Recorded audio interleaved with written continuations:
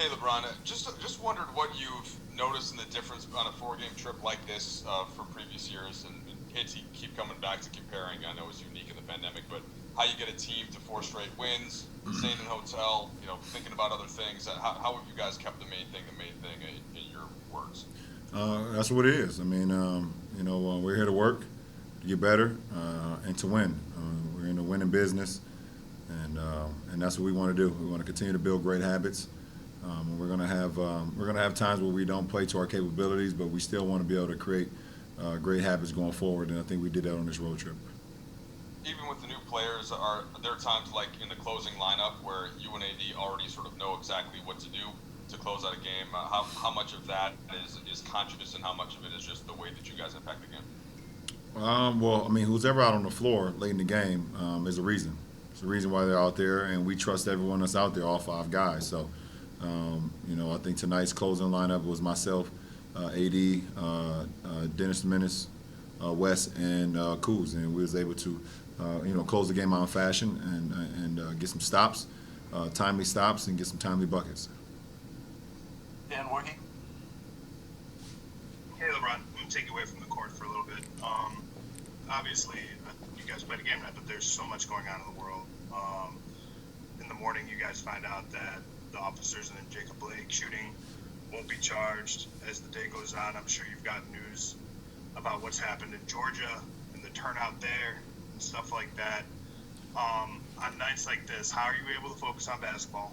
And I guess sort of your reaction to what else is happening. I mean, and all these other orbits that you have your fingers on. Well, I'm smart enough to know that even though we're playing a game of basketball, that there's so much more that's going on in the world.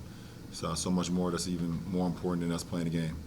And to hear what happened in Kenosha today was a blow to the heart and to the gut. Not only to that community, but to us and to every, I guess, black person that just has been a part of this process and seeing these outcomes for so long. And not only just in the black community, but also in the white community as well, who see moments like this happen to us, and to happen to his family, and to happen to the kid himself. To see that verdict, it was just it was a blow to the gut, like I said, and a blow to the heart. But we got to continue to stay strong, continue to believe in each other, and continue to push for the greater of change and for the greater of good. And to hear my people turn out in Georgia in the fashion that they did. I'm definitely going to get some more information on it, but I heard they turned out in Georgia, and that's commendable. It's something that we started with more than a vote, and we want to continue to do that and continue to support actions like this and causes that went on today, and it's been going on obviously. So proud of my people for getting out there and doing what they do best. So, and that's being heard and being seen, and being powerful and being engaged, and that's how it is. Dave? Brian, what does the next stage of More Than a Vote look like? You started it in the summer. There was the big election in November, the runoff today. Can you take us forward as to what the next steps will be? One I can tell you, Dave, is that we're not going to stop, and we're always looking for opportunities to continue to grow, not only in my community but all over the world and all over America. As you've seen, we've been able to do since the summertime, all the way up into today. So we're going to continue to keep our foot on the gas, continue to keep keep the pressure on going, on how we continue to create change. And like I said, and create change for the black community, but also just create change for the greater good. And we're looking forward to and seeing what ways we can do and what we can do going forward. A few more. Bill Orm? Hey, LeBron. This is the first time we've talked to you about Jacob Blake since the bubble, and I'm wondering how this result, if at all,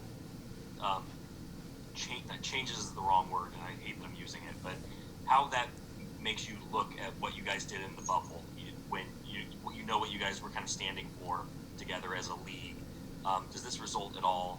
How does that color when you look back at what you guys did as a league in the bubble? Well, the best thing we were able to do in the bubble is that we were able to stand together, and the strength in numbers, and we was able to showcase that throughout everything that was going on in America.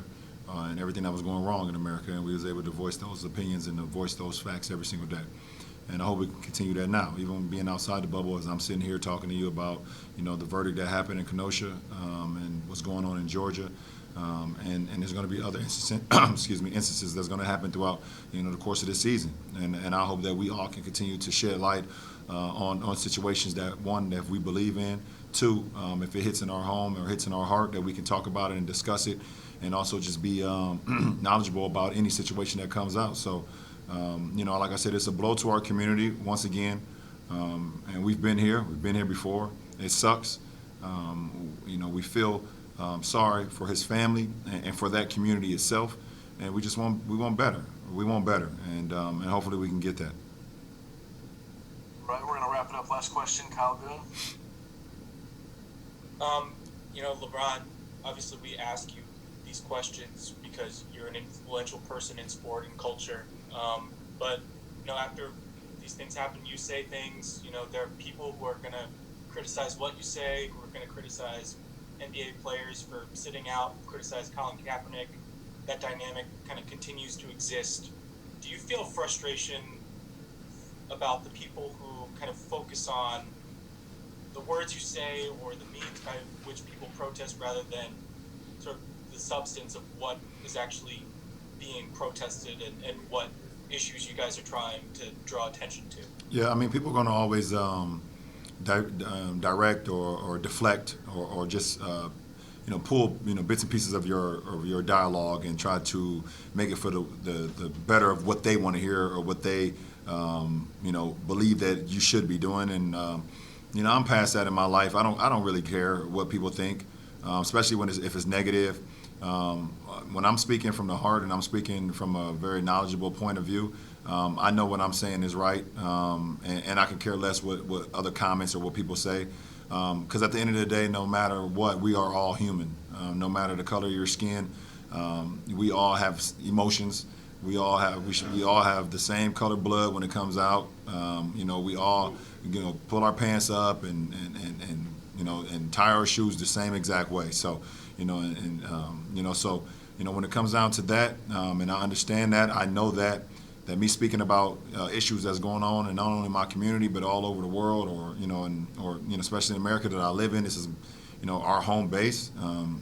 There's not one person that doesn't want to see the greater of good for all of us. And it's unfortunate that we have some people out there that would rather see hate than love, and something we won't ever be able to change. That's just the way how life is built, unfortunately. But if we can get the majority on one side, on the side of love than hate, then we can do some special things. So I will continue to use my platform, use my my influence, and to continue to empower people, to continue to enlighten people on things that's going on that I feel that's just wrong.